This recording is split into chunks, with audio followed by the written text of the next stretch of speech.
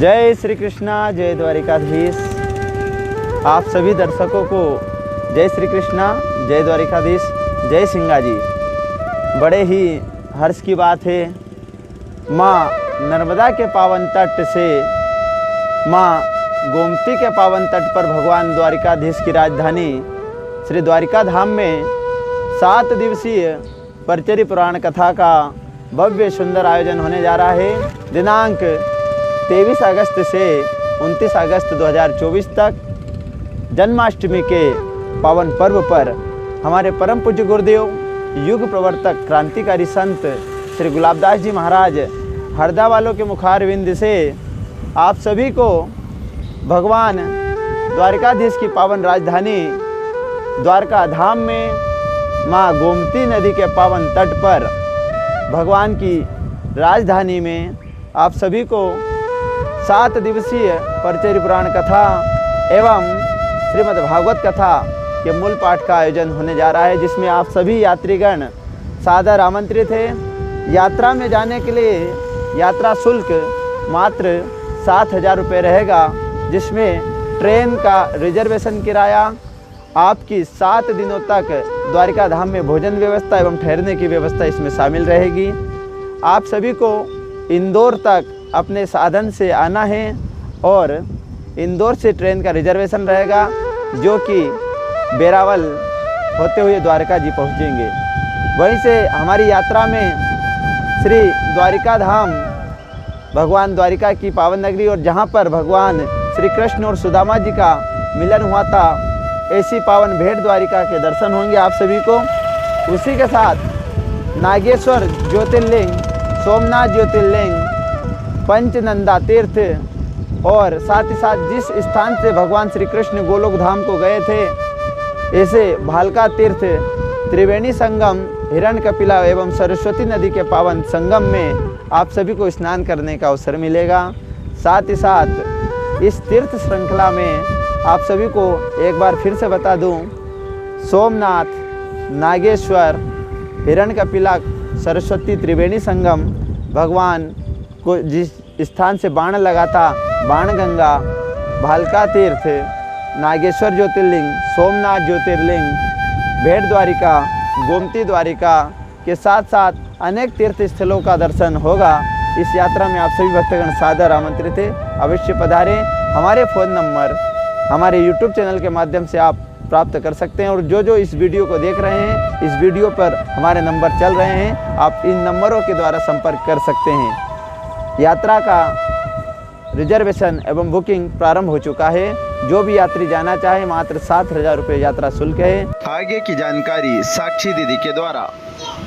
नमस्ते दोस्तों, कैसे हैं आप सब। आज की इस वीडियो में मैं आप सभी को द्वारका की फेमस टॉप 10 प्लेसेस के बारे में बताने वाली हूँ, जिससे आप जब भी द्वारका जाएं तो इन प्लेसेस को जरूर विजिट करें। तो चलिए बिना किसी देरी के वीडियो स्टार्ट करते हैं। सबसे पहला स्थान है द्वारिकाधीश मंदिर। इस मंदिर की वास्तुकला की अगर हम बात करें तो 5 मंजिला ये मंदिर चूना पत्थर और रेत से निर्मित बहुत ही भव्य और अद्भुत है और ऐसा माना जाता है कि 2200 साल पुरानी वास्तुकला ब्रजवान द्वारा बनाई गई थी। तो आपको यहाँ पर लाइन में लग के कान्हा जी के दर्शन करने के लिए जाना है और दर्शन करने के बाद आपको गर्भगृह से बाहर आ जाना है। और दोस्तों अगर हम बात करें मंदिर के टाइमिंग की तो सुबह के 6 बजे से दोपहर के 1 बजे तक ये मंदिर भक्तों के लिए खुला रहता है और फिर शाम को 5 बजे से लगभग रात के 9:30 बजे तक ये मंदिर पुनः भक्तों के लिए खोल दिया जाता है। इसके बाद मंदिर बंद कर दिया जाता है।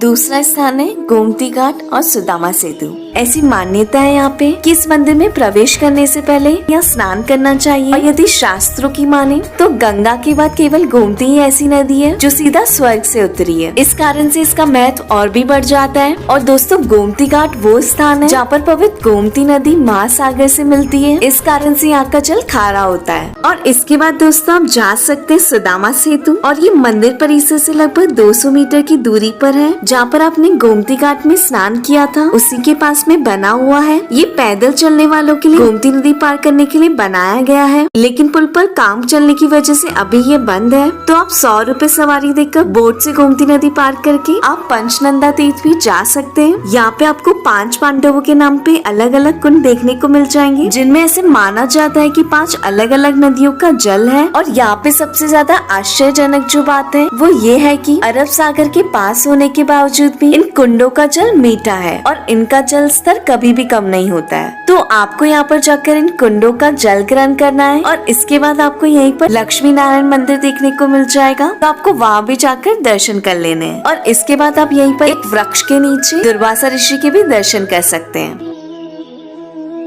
तीसरा स्थान है रुक्मिणी देवी मंदिर, जो कि श्री कृष्ण की पहली पत्नी थी। मंदिर में पहुंचने के बाद पंडित जी के द्वारा पता चला कि ऋषि दुर्वासा जी के श्राप के कारण माता रुक्मिणी जी को द्वारका से 12 वर्ष तक दूर रहना पड़ा था। और यहाँ पे मैं आपको बता दूं कि हालांकि द्वारका के मुख्य मंदिर से इसकी दूरी बहुत ज्यादा नहीं है, लेकिन फिर भी ये मंदिर द्वारका की सीमा में नहीं आता। ये द्वारका के बिल्कुल बाहर बना हुआ है और ये मंदिर देखने में भले ही छोटा हो, लेकिन रुक्मिणी देवी के समान ही उनका मंदिर भी अद्भुत और अनोखा है। तो आपको यहाँ पर दर्शन करने के लिए जरूर जाना चाहिए।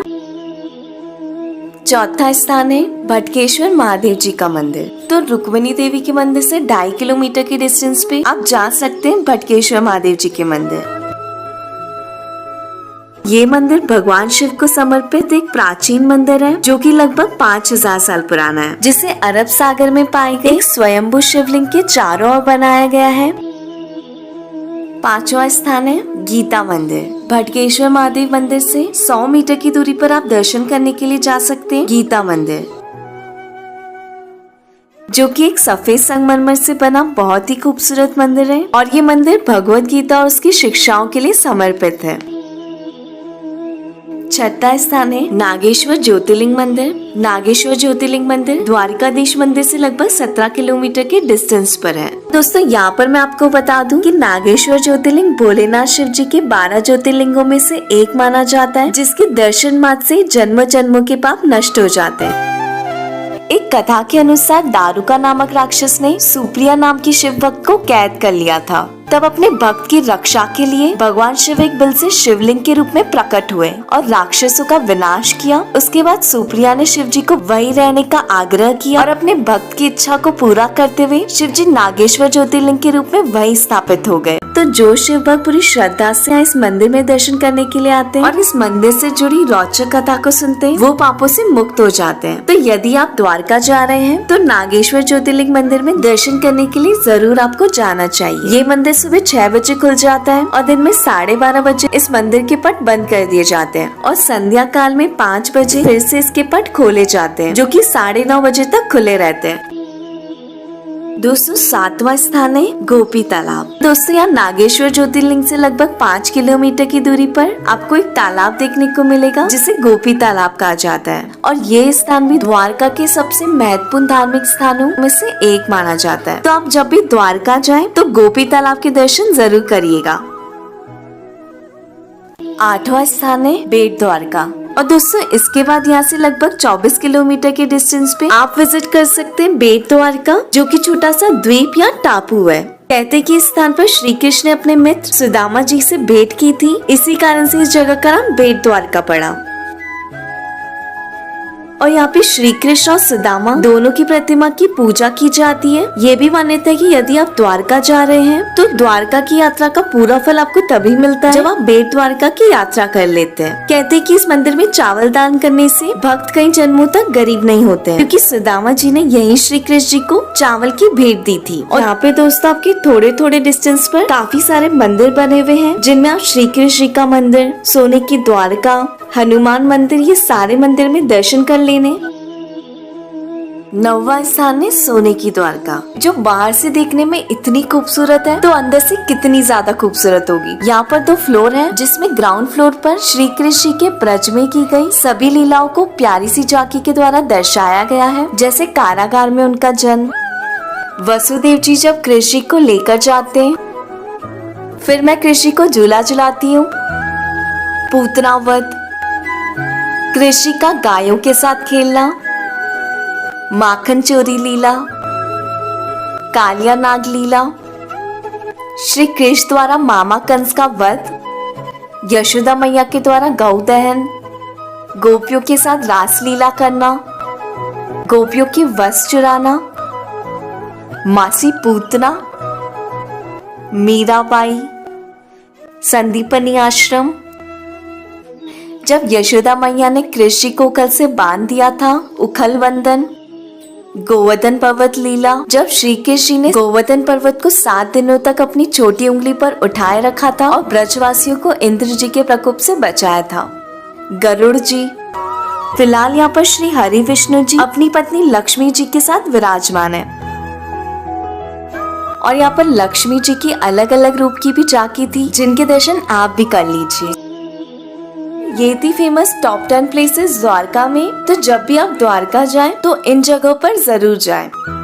तो सोमनाथ ज्योतिर्लिंग हमारे भारत का सबसे पुराना और सबसे पहला ज्योतिर्लिंग है और काफी खूबसूरत है यह ज्योतिर्लिंग। और अंदर मोबाइल ले जाना या कोई भी तरीके का इलेक्ट्रॉनिक आइटम अलाउ नहीं है, सिर्फ आप पर्स लेकर जा सकते हो। तो जाइए दर्शन कीजिए। सोमनाथ ज्योतिर्लिंग के दर्शन करने के बाद आप वहीं पास में स्थित चले जाइए पुराने सोमनाथ मंदिर, जो अहिल्याबाई द्वारा बनवाया गया था। तो वहाँ पर भी आपको दर्शन कर लेना है और उसके बाद आपको वहाँ पर बहुत सारे ऑटो मिल जाएंगे। तो आपको एक ऑटो बुक कर लेना है। ऑटो वाला आपसे 400 रुपए लेगा और सोमनाथ के आसपास के जितने भी प्लेसेस हैं जो काफी नजदीक में हैं, वो सब आपको घुमा देगा। तो सबसे पहले आप चले जाइए बाणगंगा। तो बाणगंगा वही जगह है जहाँ से जरा नामक शिकारी ने श्री कृष्ण जी को तीर मारा था। यहाँ पर 5 स्वयंभू शिवलिंग भी है। तो आप यहाँ जाइए, दर्शन कीजिए। उसके बाद आप चले जाइए भालका तीर्थ मंदिर। ये वही जगह है जहाँ पर कृष्ण भगवान जी पीपल के पेड़ पर आराम कर रहे थे और जरा नामक शिकारी ने उनके पैर को हिरण की आंख समझकर उन पर तीर चला दिया, जिससे उनकी मृत्यु हो गई थी। उसके बाद आप चले जाइए श्री राम मंदिर। काफी सुंदर है ये मंदिर, तो ये मंदिर भी आप जरूर विजिट करना। उसके बाद आप जा सकते हैं त्रिवेणी संगम देखने। यहाँ पर 3 नदी हिरण्या, कपिला और सरस्वती नदी का संगम होता है। संगम होने के बाद तीनों नदियाँ समुद्र में मिल जाती है। तो यहाँ पर थोड़ा समय बिताने के बाद फिर आपको जाना है गोलोक धाम तीर्थ। जब भालका तीर्थ में उनको तीर लगा तो वो वहाँ से चलकर यहाँ पर आए और हिरण नदी के शांत किनारे पर अपना देह त्याग करा और निजधाम की ओर प्रस्थान हुए। और उसके बाद चले जाना सूर्य मंदिर और 5 पांडव गुफा देखने। मंदिर में सूर्य देव और छाया देवी मुख्य विग्रह हैं। ऐसा माना जाता है कि अपने अज्ञातवास के दौरान पांडव यहाँ रुकते थे और सूर्य देवता से प्रार्थना किया करते थे। और इसी के साथ आपका डे 3 खत्म हो जाएगा और आपकी द्वारका सोमनाथ की यात्रा भी समाप्त हो जाएगी। अगर आपको वीडियो पसंद आई तो प्लीज इस वीडियो को लाइक और कमेंट कर दें। और जिन्होंने अभी तक हमारे चैनल को सब्सक्राइब नहीं किया है, प्लीज जल्दी से सब्सक्राइब कर लीजिए और मेरे साथ भारत यात्रा में जुड़ जाइए। जय श्री द्वारिकाधीश महाराज। हर हर महादेव। मिलते हैं आप सबसे नेक्स्ट वीडियो में।